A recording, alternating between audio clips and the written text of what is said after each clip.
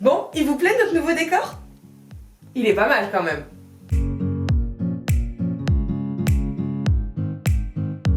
Aujourd'hui, on va se retrouver pour une nouvelle vidéo. Si vous avez vu le titre, ça va pas être glorieux. Parce que l'autre jour, avec Chloé, chez nos parents, on a fait de la spéléo dans les photos. Et on est tombé sur des trucs, les gars. Ah, les années 80-90 n'ont pas fait que du bien en maquillage. À notre mère, surtout. Je sais pas où on essaiera de vous incruster des photos. Notre mère aimait mélanger des couleurs approximatives qui n'allaient pas ensemble. Et aujourd'hui, pour vous, je vais les refaire. Donc voilà, on a demandé à notre mère sa routine maquillage exacte. Elle nous a dit qu'elle ne mettait pas de fond de teint. Trop bien. Merci maman. Je t'embrasse. Donc faut savoir que les photos que vous allez voir sont des photos... j'étais déjà née, donc on est début 90. Enfin début des années 90. Donc notre mère a entre 25 et 30 ans. Donc elle a grosso modo mon âge, sauf qu'elle a beaucoup plus de chance que moi. Elle avait un teint plus harmonieux. Merci. Elle avait pas ça. Cette partie-là sur son visage était beaucoup moins marquée. Bah on va essayer hein. Moi je suis pas convaincue.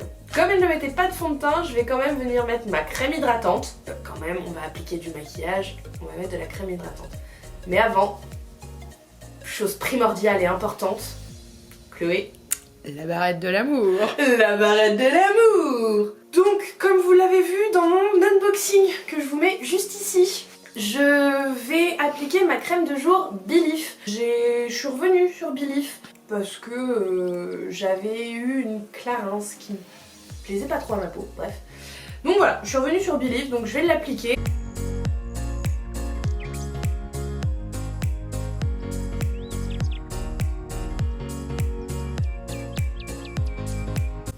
Notre mère nous a avoué qu'elle ne mettait pas de fond de teint, mais elle mettait du blush.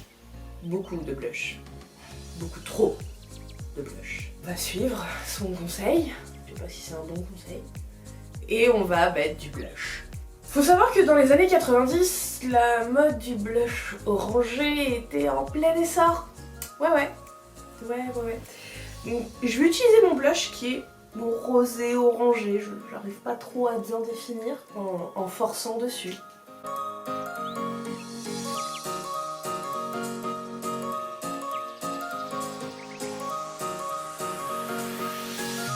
Donc bien sûr, dans les années 90, on ne parlait pas de mettre une base sur nos paupières, ni de poudrer nos arcades sourcilières. Donc bah on va pas le faire.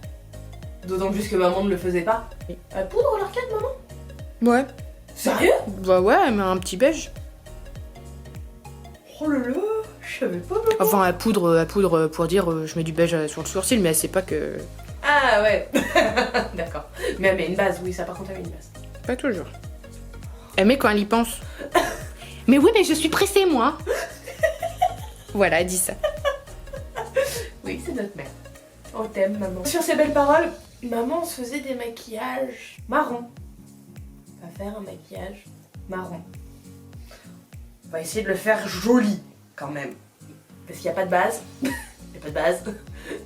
Et il n'y a pas de poudre sur l'arcade. Allez, go! Alors, je vais prendre la Loupé et Amorcito de la palette Lolita Porvida. Et après, on verra, hein.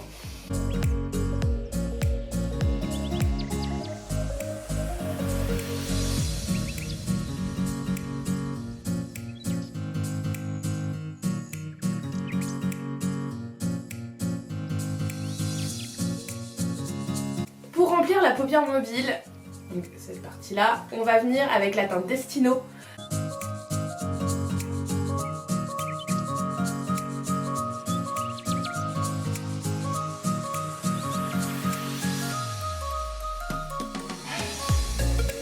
Mes deux yeux sont faits. Il n'y aura pas de ras de cils inférieur puisque sur les photos, maman n'en faisait pas. Elle en fait toujours pas, je crois. Je lui ai appris la semaine dernière. Oh, bien joué. Ouais. Elle m'a dit c'est vachement mieux. Donc la semaine dernière, on est en 2020. Oui, on est en 2020. Il y a presque 30 ans entre le maquillage qu'on vous montre qu'elle faisait et ce qu'elle fait maintenant. Bien joué maman. Donc il n'y aura pas de ras de cils inférieur, il n'y aura pas de trait d'eyeliner non plus. Par contre, si on a réussi à vous incruster les photos, vous avez pu voir que maman faisait des expériences. Maman faisait des expériences à se mettre des paillettes jusque là. Bah on va en mettre aussi des paillettes. Donc on va venir chercher, toujours dans la palette Lolita Porvida, parce que pour le coup les teintes tombent bien. On va venir chercher la teinte marron irisé. Je ne me tente même pas à prononcer le nom de la teinte, je n'ai jamais fait espagnol à l'école et je ne voudrais pas écorcher la langue espagnole et me mettre tous les hispanophones à dos. On va éviter. Donc on va venir la chercher avec le doigt, tout simplement, et on va venir l'appliquer là.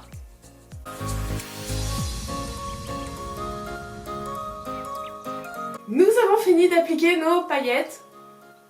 Je sais pas pourquoi, maman s'était dit que c'était une bonne idée de les mettre là. On les a mis là. Je me sens mal, vraiment. C'est pas Halloween et en plus je suis en maquillage dégueulasse. On va continuer avec le crayon, puisque maman avait eu la bonne idée de mettre du crayon bleu en ras de cils inférieur. Bon bah crayon bleu. Oh. Ah, on va prendre le plus facile. Non, c'est pas lui, c'est lui. Ah merde. L'autre, il fait rien. Ah bah on va. Ça aurait été dommage. Dis donc.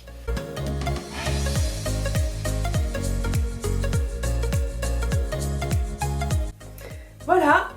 J'ai mis mon crayon bleu en ras de cils inférieur. Et on va continuer avec un mascara. Vas-y, dis-le. Vert. Je sais déjà même pas pourquoi j'ai acheté un mascara vert une fois dans ma vie. Je crois que je me suis trompée en fait en le lâchant, je pensais qu'il allait être noir et en fait il était vert.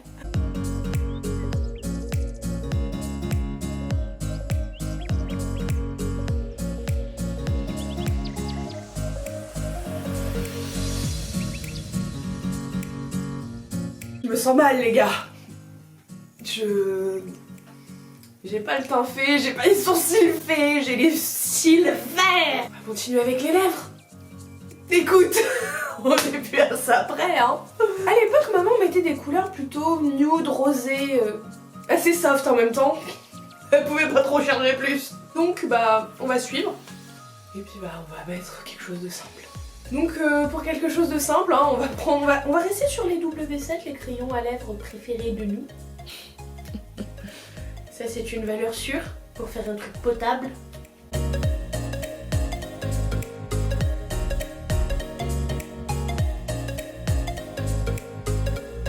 Puis on va faire une bouche nude.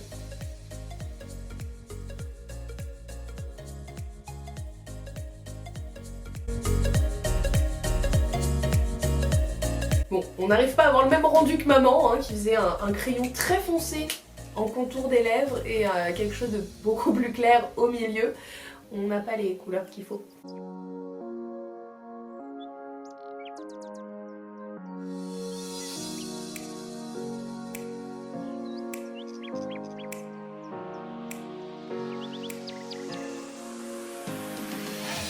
Je ne peux pas valider ce maquillage, clairement pas. De faire cette petite spéléo dans les photos de nos parents, ça nous a montré que si j'ai des tendances à changer beaucoup trop souvent de cheveux, je tiens ça de ma mère, clairement.